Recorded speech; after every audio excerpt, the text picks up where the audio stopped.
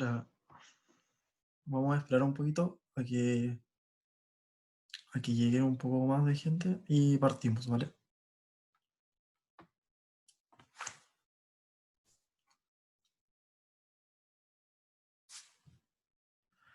Mm,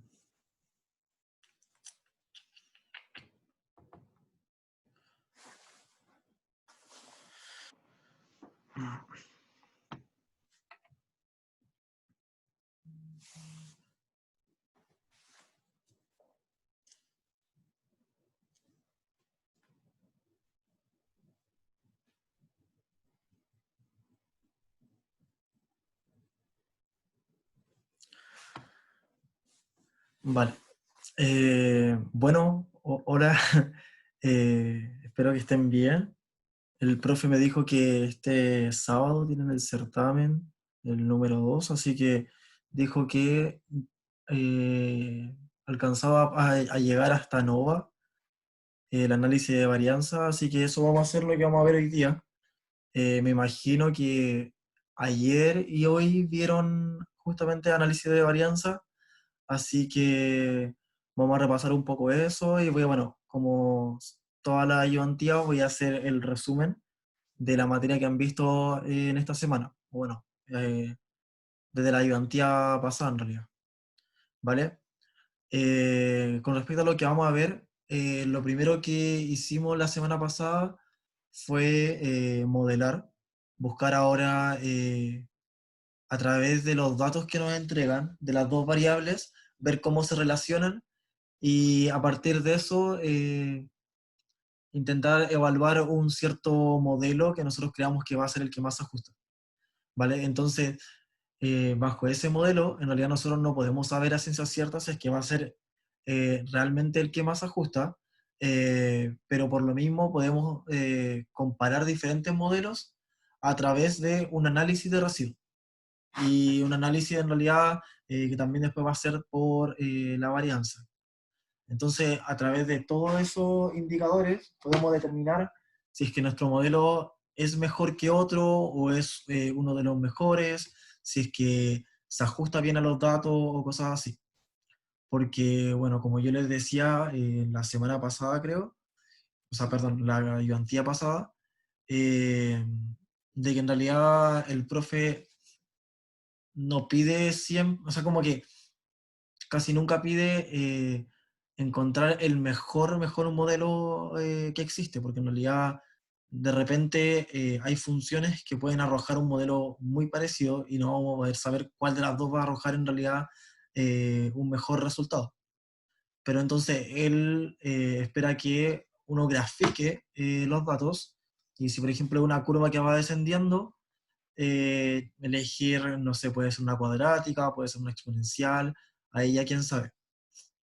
Entonces, a partir del modelo que uno elija, eh, porque eso ya es criterio personal, tiene que al final evaluar todo lo que nosotros vamos a presentar ahora, que va a ser el coeficiente de determinación, los análisis de la gráfica de residuos y las suposiciones que tienen que, o sea, los supuestos que tienen que haber y el ANOVA, ¿vale? Claramente si es que eligen modelos distintos, le van a dar resultados distintos. Entonces, pero en eso no hay problema en realidad, sino que ahí se evalúa ya más bien la forma de hacerlo, ¿vale? Y bueno, partiendo con lo que es el resumen como tal, lo primero que todo es el coeficiente de determinación, que el coeficiente de determinación es lo que nosotros en general conocemos, pero nunca teníamos idea del nombre, que lo vemos en Excel, es el R cuadrado, que al final nos dice qué tan ajustado está el modelo a nuestros datos, ¿vale? Entonces, vamos, mientras más cercano sea a uno el R cuadrado, entonces podremos saber que nuestro modelo va a estar mucho más cerca de los datos reales, ¿vale? Este valor, igual que el coeficiente de correlación, se considera bueno, desde 0,8 hacia arriba. Y ya desde 0,7, 0,8 en realidad ya no es tan bueno, y ya después para abajo es porque en realidad ya no hay un buen ajuste. Ese es el criterio, más o menos, ya para que lo tengan en cuenta. Luego está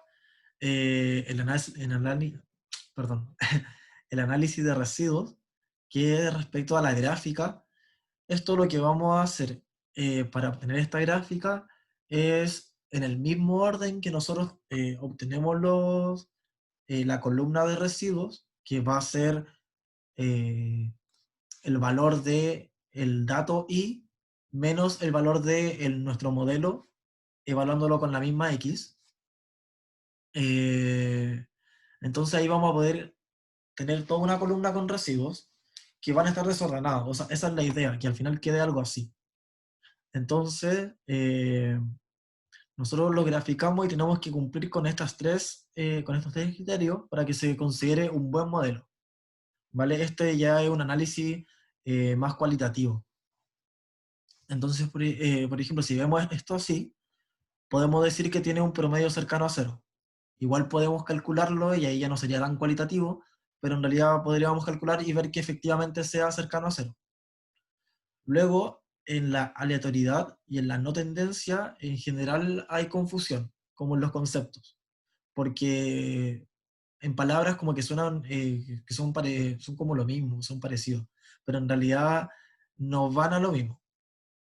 Por un lado, la aleatoriedad significa de que la forma en que nosotros veamos esto no tenga como la forma de una curva. O sea, si es que los residuos van desde el negativo, negativo, negativo, negativo y van así, como una recta hacia arriba, eso sería que no tienen aleatoriedad, sino que tienen esa forma de recta. Y si así en cambio fuera como una curva, que no sé, puede ser cuadrática o puede ser cúbica, como sea, si es que se nota que tienen como una forma de una curva, entonces no hay aleatoriedad. Por otro lado, la tendencia es si es que hay muchos en el lado positivo o si no, si hay muchos en el lado negativo. La idea es que estén dispersos. Entonces que tienen que estar como desordenados y que tienen que estar por ambos lados, ¿vale? Porque nos sirve si es que nosotros tenemos puros positivos por acá, chiquititos, y tenemos unos 3 o 4 negativos que son muy grandes. Entonces al final como que eso contrapone. O sea, sí, entonces como que al final el promedio nos puede dar de igual manera cercano a cero, pero claramente no va a haber o sea, va a haber una tendencia.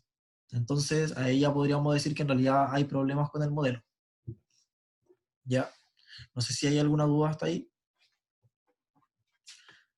Si no, lo siguiente son los supuestos importantes de la regresión múltiple, que esto en general se hacen antes de usar una NOVA, el análisis de varianza, que se tienen que cumplir los cuatro, ¿vale?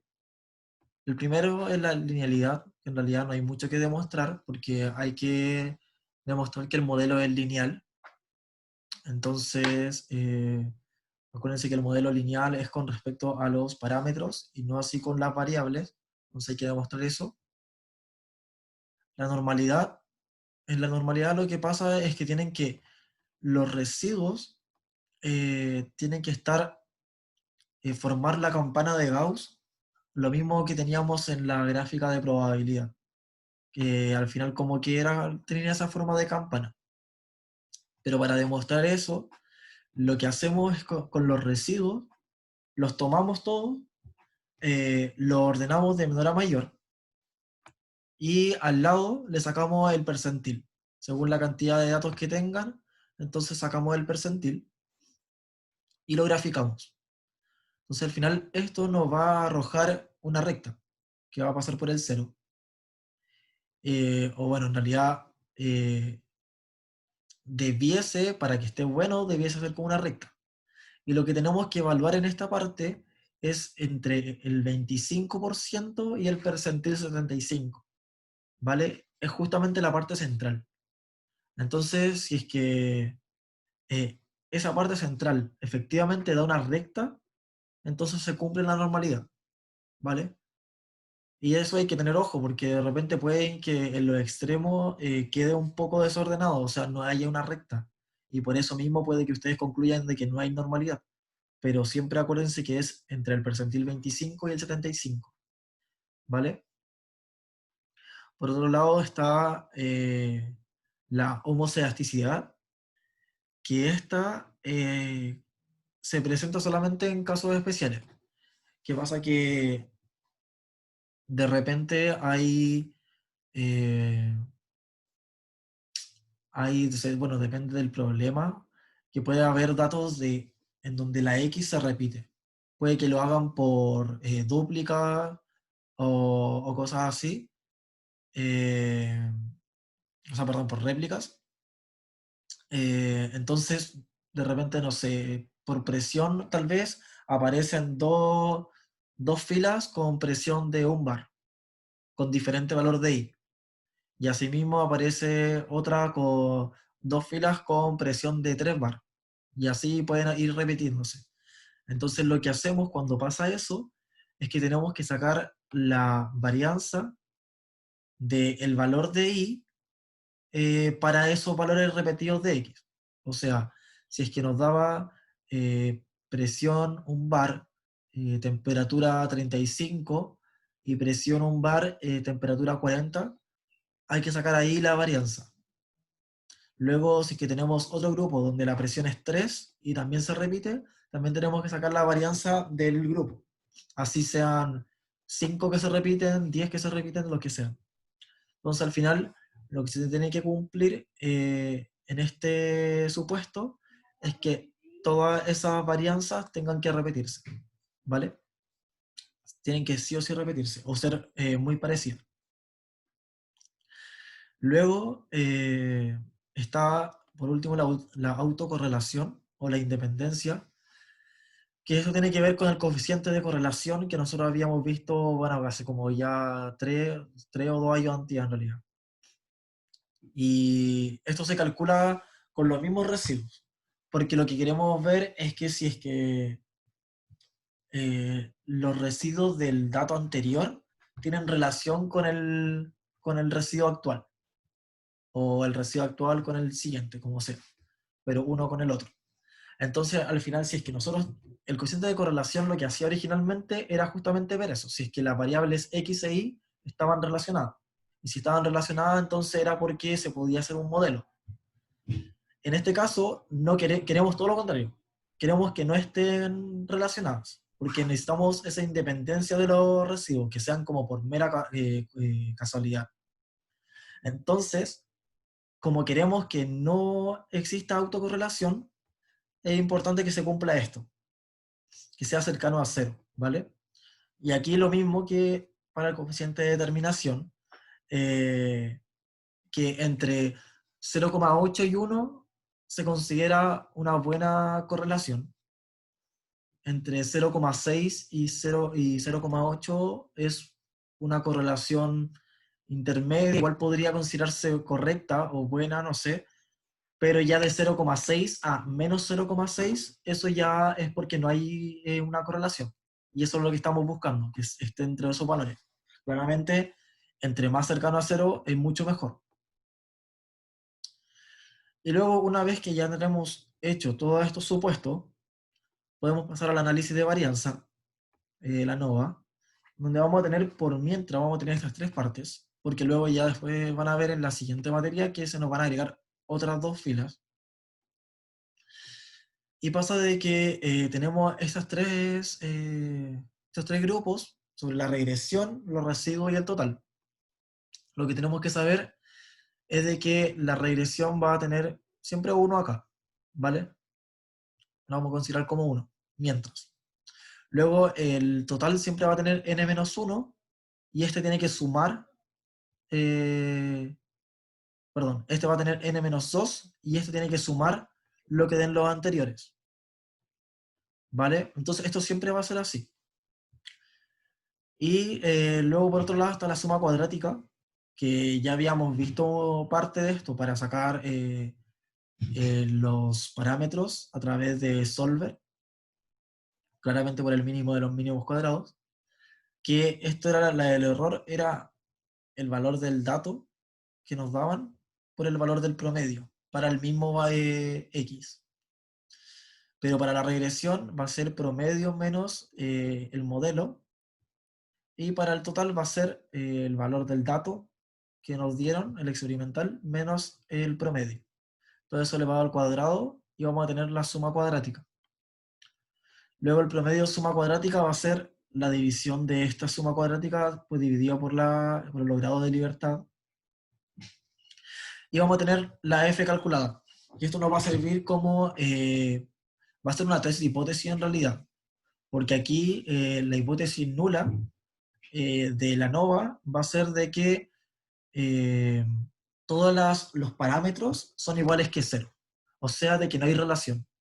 Esa es la hipótesis nula. Entonces, si nosotros nos dicen de que no hay relación entre las variables, entonces la idea es rechazar esa hipótesis nula, porque queremos que justamente si haya relación entre las variables y que ésta sea lineal. Entonces la idea es de que esta f calculada, que se calcula según la regresión y los residuos, la f de tabla, que es la que calculábamos con los grados de libertad y el porcentaje de confianza, tiene que ser menor que el f calculado. Porque, a ver si puedo, voy a abrir, espera un poco, voy a abrir la gráfica de la tabla de probabilidad. Acá. Bueno, porque si nosotros vamos a establecer nuestro f de tabla aquí, como digamos en este caso 15,99, la zona de aceptación va a ser esta parte de acá y la zona de rechazo va a ser la de acá. Y lo que nosotros estamos calculando en esta parte, la f calculada, va a ser el que nos va a determinar si es que está en la zona de aceptación o de rechazo. Entonces lo que queremos es que esa f calculada que encontramos en el ANOVA esté por este lado, para que sea mayor que este 15,99 que habíamos establecido que era nuestro f de tabla. ¿Vale? Por eso tiene que estar a este lado, tiene que ser más grande. Y eso es el resumen de esta ayudantía. ¿Hay alguna duda hasta ahora?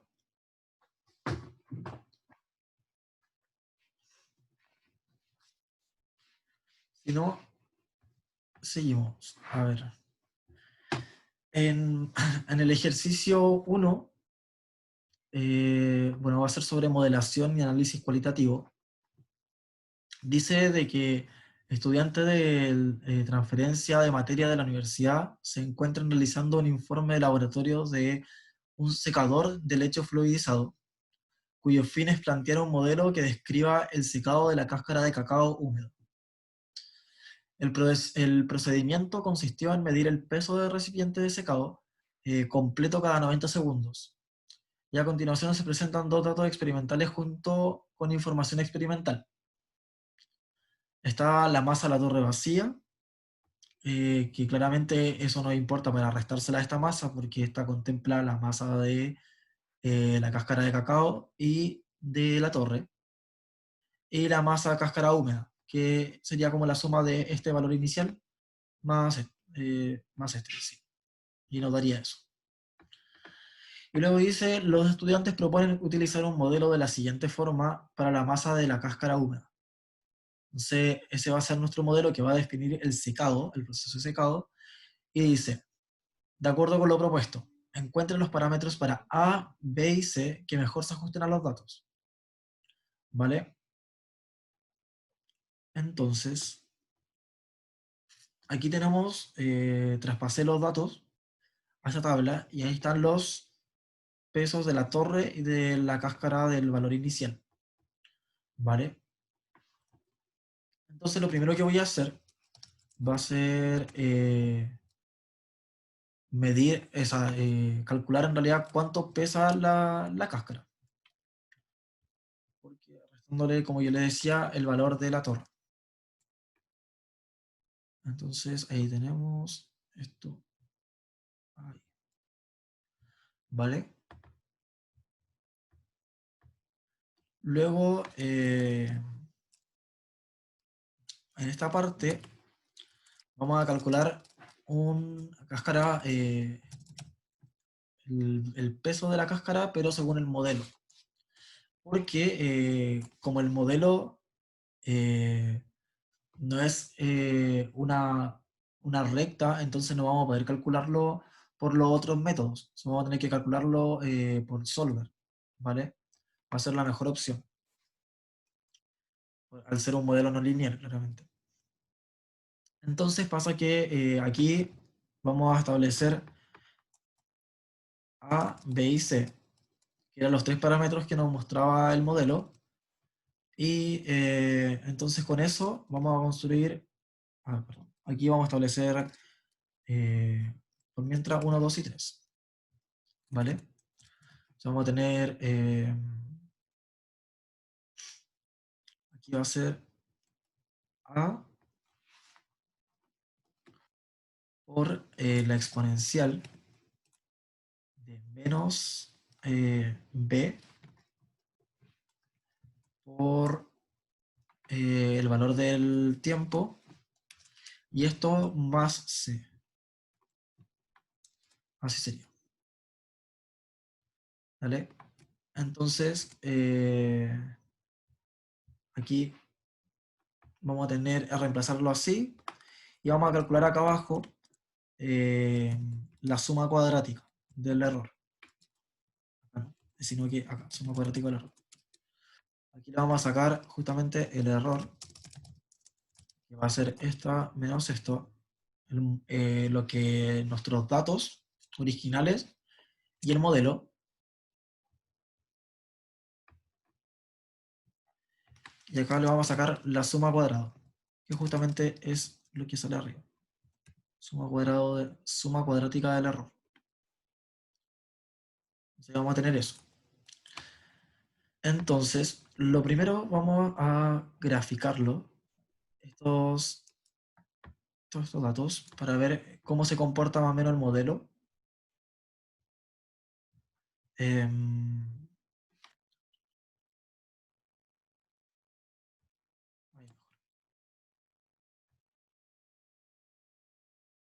Vale, entonces el azul sería nuestros datos de verdad y ese sería el modelo.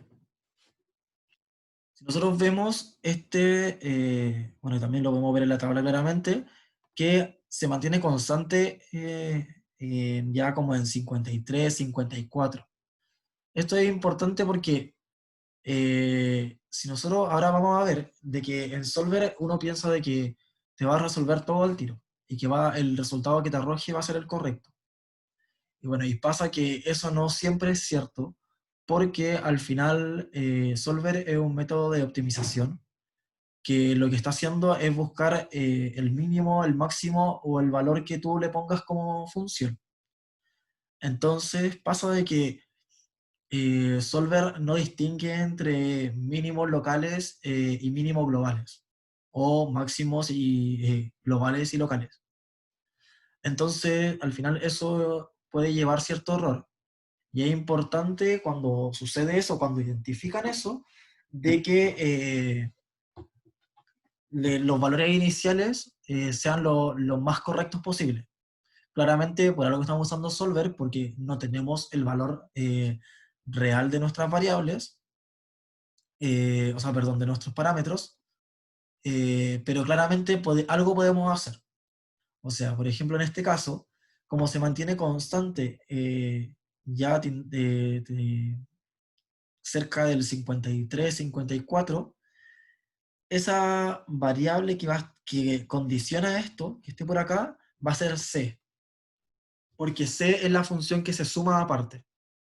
La otra, la otra parte de A y B son las que condicionan este comportamiento de acá, donde parte, o sea, cómo es en realidad la pendiente de esta curva, y bueno, el otro también muestra cómo va acelerando o el comportamiento de esta parte de acá, más que nada. Entonces, en C nosotros podemos establecer al tiro un valor de cercano a estos que están acá. Porque miren, si es que lo voy a mostrar directamente cómo sería si nosotros ponemos el solver. Tenemos que poner de que esta, en nuestra suma cuadrática del error, va a ser el que queremos minimizar. o si no, también le podemos poner que valor de 0, en este caso es lo mismo. Y le ponemos estos parámetros que queremos variar. Esto lo sacamos porque pueden ser positivas o negativas. Y si se dan cuenta, efectivamente nos tiró como un resultado parecido a lo que teníamos, o sea, perdón, a lo que pensábamos, que era el 55, 54, 53, pero este valor no se movió. Y eso significa que al final como que no se usó esta variación, diciendo que yo lo tiré súper arbitrariamente. Entonces, por eso es que yo les digo que hay que elegir, y aquí en realidad se ve que el ajuste tampoco es como el más correcto posible. Entonces, por ejemplo, ya, esto lo podemos dejar así, estos dos valores, probar cómo funciona, pero miren, si yo la cambio acá al 3, 4, esto no varía. Si lo cambio a 100, a 10.000 tampoco no pasa nada. En cambio, si aquí yo le pongo 0,1, algo me cambia aquí la tabla. Y si yo le pongo 0,1, también me cambia algo. Al final, este problema que sucede por la iteración es algo que no vamos a poder evitar en este tipo de cosas. Porque, como yo le decía, Solver no va a poder reconocer cuando es un mínimo local o global. ¿Ya? Entonces, una vez que ya encontramos como un valor que se acerque, o sea, que acerque a nuestro modelo, a lo que son los datos reales, ahí podemos volver a usar Solver. Entonces, hacemos lo mismo, este está listo, esto también, y resolvemos. Y bien, ahí me cambió. Este era 18, algo, ahora es 19,26, este era 55, me quedó en 54, y este varió un poquito, bajó 0,0002. ¿Vale? Entonces ahí ya podemos dejarlo como que está correcto, porque en realidad si lo ven, está prácticamente encima de todos los puntos, entonces no habría problema. Pero como les digo, eso no lo van a poder hacer hasta que comparen con la gráfica y empiecen a iterar igual en esta parte. No les va a pasar siempre. La verdad es que eso, por sobre todo si es que tienen cosas más simples que no consideren exponencial, lo más probable es que el solver sí les muestre un valor correcto, pero igual tienen que verificarlo. ¿Ya? Entonces, bueno, ya que tenemos esto así, la pregunta nos pedía que fuera uno con puntos, el del modelo, perdón, los datos sean con puntos y el modelo sea con línea. Va a tener el mismo eje y ahí estaría. ¿Vale? Entonces ese va a ser nuestra gráfica.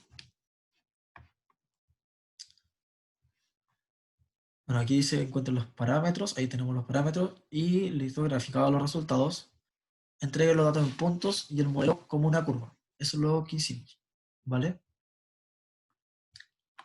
Y luego dice, a partir de los parámetros encontrados, analice cualitativamente los residuos respecto a promedio, coeficiente de determinación, error cuadrático medio y función de autocorrelación de los residuos.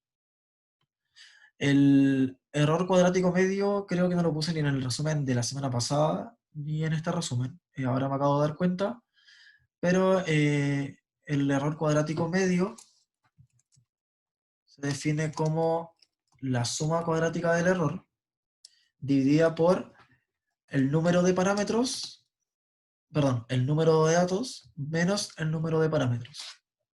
¿Vale? Esa es la definición de error cuadrático medio. Al final lo que se quiere obtener con el error cuadrático medio es que sea lo más pequeño posible, al igual que la suma cuadrática del error. Vale, entonces lo primero que nos pedían, eh, estaba compartiendo el PDF, perdón. Eso es lo que le mostraba. El error cuadrático medio, la suma cuadrática del error dividido por n menos p. A ver, ya estoy compartiendo el Excel. Déjenme ver qué lo preguntaban primero por el análisis cualitativo de los residuos. Vale. En el análisis cualitativo de los residuos yo le había dicho que lo primero que había que lo que había que calcular era con respecto al error. Esto es lo que íbamos a usar. Bueno, en realidad no lo voy a copiar, sino que lo voy a graficar al tiro. Eso puede graficar Disculpa, así. Sí, dime. que no cacho. ¿Qué es NIP? O sea, en este caso, en el que escribiste Ah, justo acá ya. arriba. Sí. N es el número de datos que hay acá y el P es el número de parámetros. En este caso sería 3 por ser A, B y C. ¿Vale? Ah, vale. Muchas gracias. Te pasaste. Vale. Entonces, en el error tenemos esto. Esta es la gráfica del error, que es graficada directamente, sin ordenarlo de menor a mayor, así como viene, ¿vale? Entonces aquí sacamos el análisis cualitativo, que es, el primero es promedio cercano a cero, aleatoriedad, y no tendencia, ¿vale? Hay que comprobar que se cumplen con los tres. Con respecto al promedio a cero, este, como dije, se puede sacar al ojo, que en realidad sí se ve que tiene como un promedio cercano a cero, pero de todas formas podemos sacar el promedio de esta parte de acá y comprobaríamos que efectivamente es cercano a cero. Eh, Ahí está. Otra cosa sería la aleatoriedad, eh, que esta, como yo le decía, hay que diferenciarla de la no tendencia. La aleatoriedad entonces va a ser con respecto a que si es que está, se observa como una curva o una recta o alguna función dentro de la gráfica. Y aquí como pueden ver, existe justamente esa curva. Porque por aquí, bueno, si somos más estrictos, podría verse como una cúbica, una función cúbica por acá, y si no, solamente se podría ver como una cuadrática, algo así, ¿vale? Entonces, eso nos diría de que en realidad no hay aleatoriedad.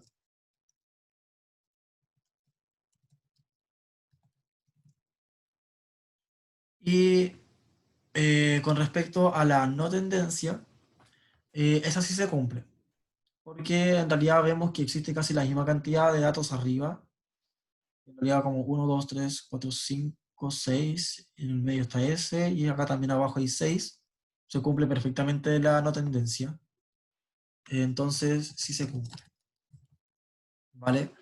Entonces, bajo este análisis cualitativo, podemos concluir de que el modelo en realidad eh, no es el mejor, o sea, como que sí, no es el mejor modelo por justamente lo que se ve en esta categoría, en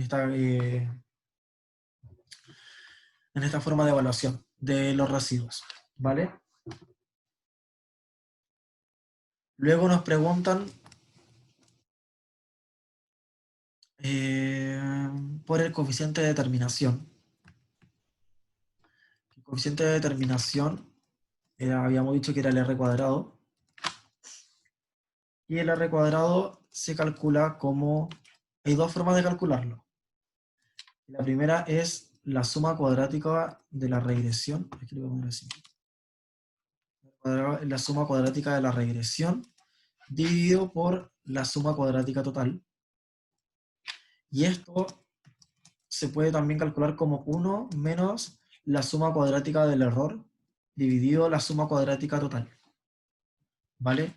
Las dos formas son igual de válidas.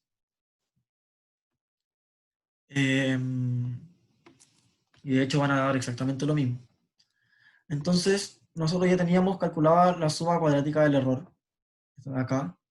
Entonces podemos calcular la otra, que aquí vamos a poner la de la regresión, y aquí vamos a hacer la del total, para demostrar que en realidad dan lo mismo.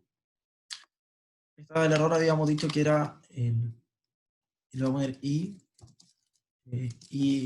experimental menos I mod,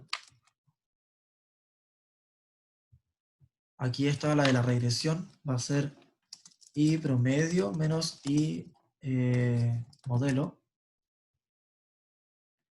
Y esta de acá va a ser I promedio menos I experimental. Puede que en la guía, o sea, como en las clases o en lo que vean, lo pueden ver de esa forma o al revés, pero da exactamente lo mismo, porque al final todas estas son sumas cuadráticas.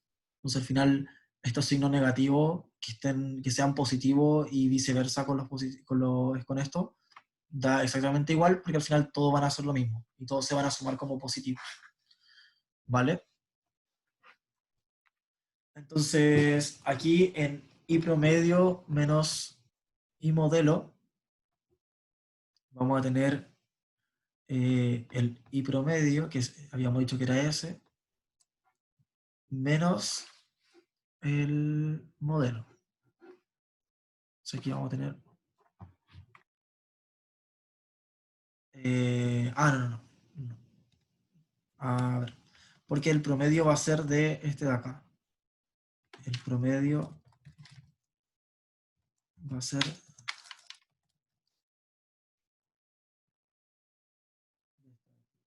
de nuestros datos.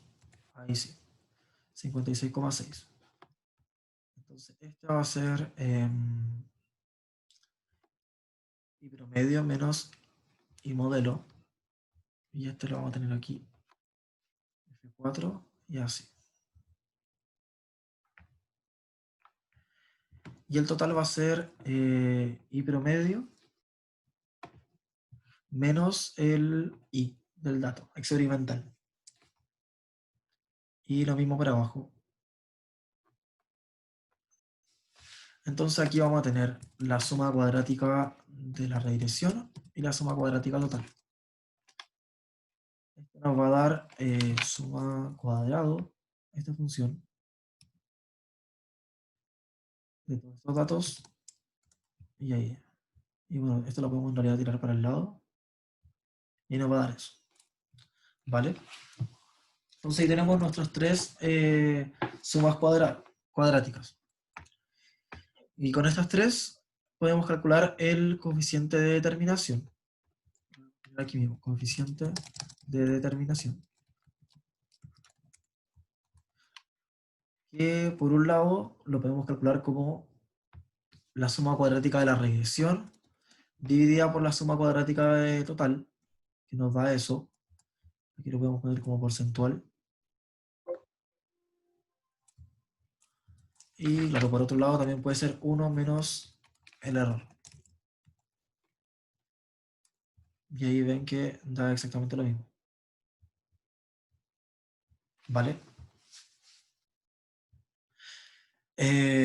Luego nos preguntan por, déjenme ver, el error cuadrático medio, ¿vale? Que es lo que habíamos visto acá arriba.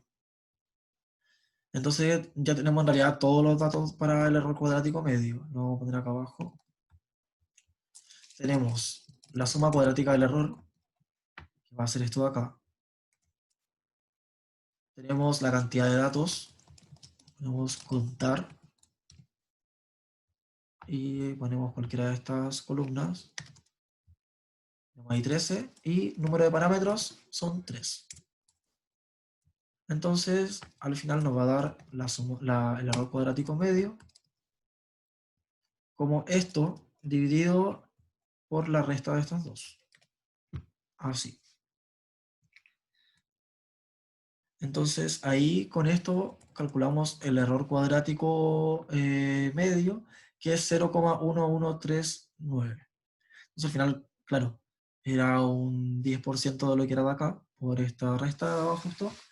Y claro, da un valor efectivamente pequeño, entonces está dentro de los márgenes correctos.